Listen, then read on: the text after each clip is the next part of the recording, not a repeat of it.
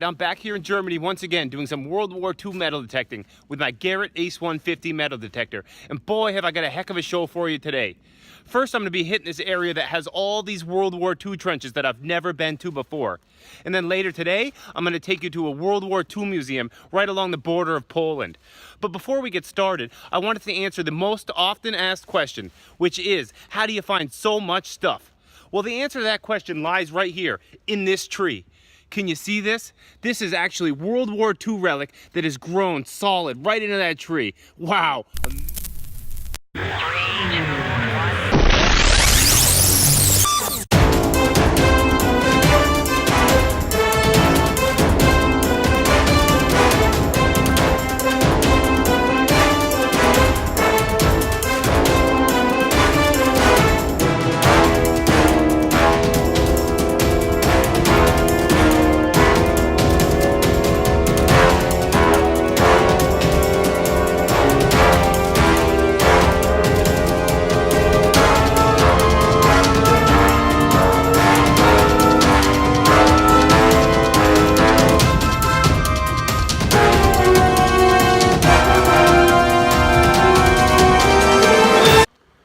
All right, it looks like we got ourselves a little ammo dump here.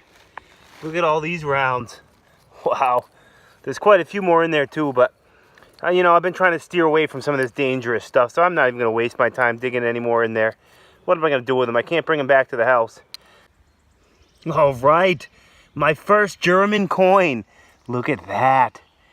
It's got the symbol on it too. Deutsche Reich, 1941. That is awesome. Wow. 1 penny, I guess that is. I don't know. Have to get that home and clean it up. Nice.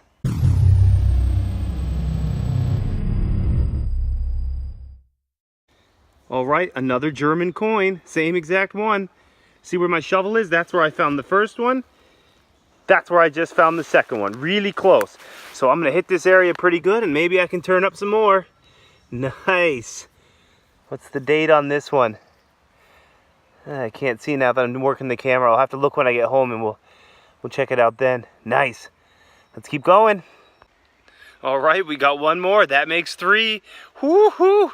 This is a good spot, guys. Let's keep looking.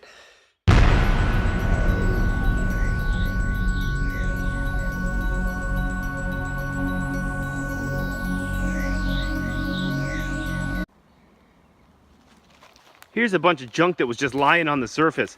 World War II relics. I don't know what it's from. It almost looks like it could be from an engine block or something. It's really heavy. You could almost bring that home and use it as an anvil. I'm surprised someone hasn't already. Alright guys, I just found the entrance to a secret underground World War II bunker. Look at this. Wow. Just kidding. There's nothing under there. Shh. Ooh, a live round. I got this one pretty good with the shovel. That's not good.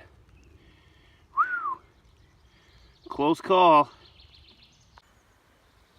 Well, here's something I've never found before. It looks familiar though. Perhaps it's a part of a grenade? I don't know. It looks like it might be dangerous though. You guys have any idea what this is? Let me know. Alright, lunchtime. Heute haben wir Roast Bratwurst mit Kartoffeln, Sauerkraut und Grünkohl. Schmeckt lecker. So before we get to swinging, I wanted to show you these different trenches that I'm going to be hunting. It's hard to see on camera, but if you'll notice, it's really low right in this area here. That's a World War II trench. It comes right around, and there's actually an entrance to this bunker right here. You see this? This big round. It's hard to see on camera. It's probably a good 3-4 feet deep though, and there's a few of these all around. Unbelievable. There's plenty of trash on the ground too. It looks like there's been another detectorist here, because there's World War II relics just lying on the surface. Check this out over here. There's some bottles, an old plate. This is some type of porcelain. It has a symbol on it. It's German, but I'm not sure because the rest of the plate is busted up. Looks like somebody maybe took it. Well, I didn't even have to dig for this one. I always kick the leaves aside after I get a decent signal, and I felt my foot hit something, and sure enough, it was this massive shell casing. Wow. I found one just like this before. I don't know. I forget what caliber it is. Someone told me on my video, but I can't remember. Wow, what a beast. Awesome. I can't wait to add that to my collection. I have so many shell casings now. It's unbelievable. Cool.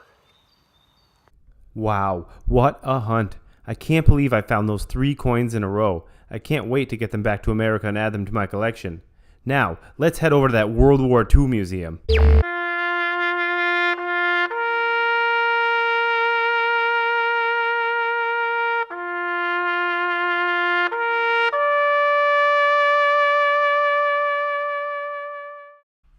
The museum is built into the side of this hill on which we stand. Now here you see a memorial to all the fallen soldiers of the Soviet Red Army.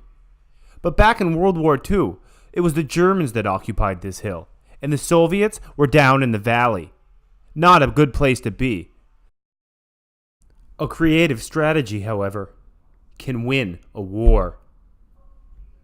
So what devious plan did the Soviet Red Army come up with to defeat the Germans, who had the better location in this last epic battle before Berlin? Spotlights. They would shine them from down in the valley in an attempt to blind the Germans.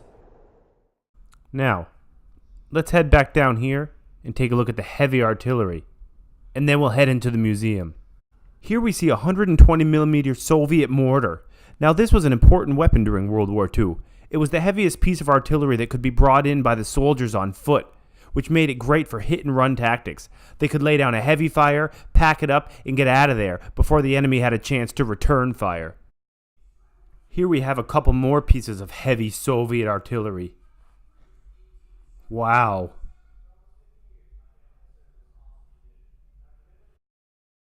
A 152mm howitzer gun. 3 to 4 rounds per minute, and a max range of 17 kilometers, or 10 miles. This thing was a beast. Here's a question. How do you scare a Nazi? The Soviet Katyusha rocket launcher. That's how. Nicknamed Stalin's organ by the Germans because it looked like an old pipe organ, and because of the distinctive howling sounds the rockets made as they were launched, which terrified them. Let's take a listen.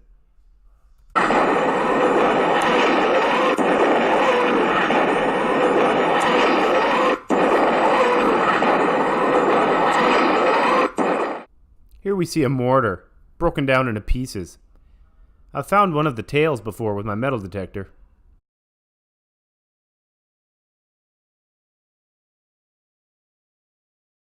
Here we see the typical Soviet gear, F1 hand grenade. I've found one of those. PPSH-41 machine gun. I find rounds from those all the time as well. A jacket, helmet.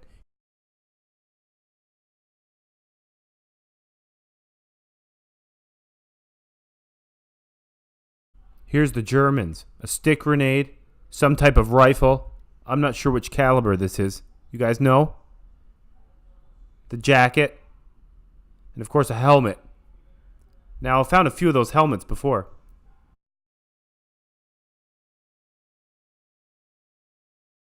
Here we see a Soviet anti-tank weapon, which fired 14.5mm armor-piercing bullets that were capable of penetrating an armor plate up to 40mm thick at a distance of 100 meters. Trouble with this weapon is the gas-powered operation created a lot of residue, which tended to jam the gun up. Here's some more basic field equipment.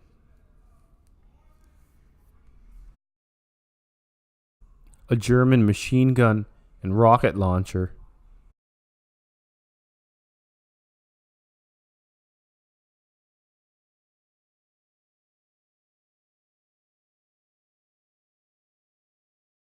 Well, that's going to do it for this video, guys. I hope you've enjoyed. Don't forget to hit that like, comment, and subscribe button. I really appreciate all of your support. Until next time, once again, this is Schatzsucher signing off.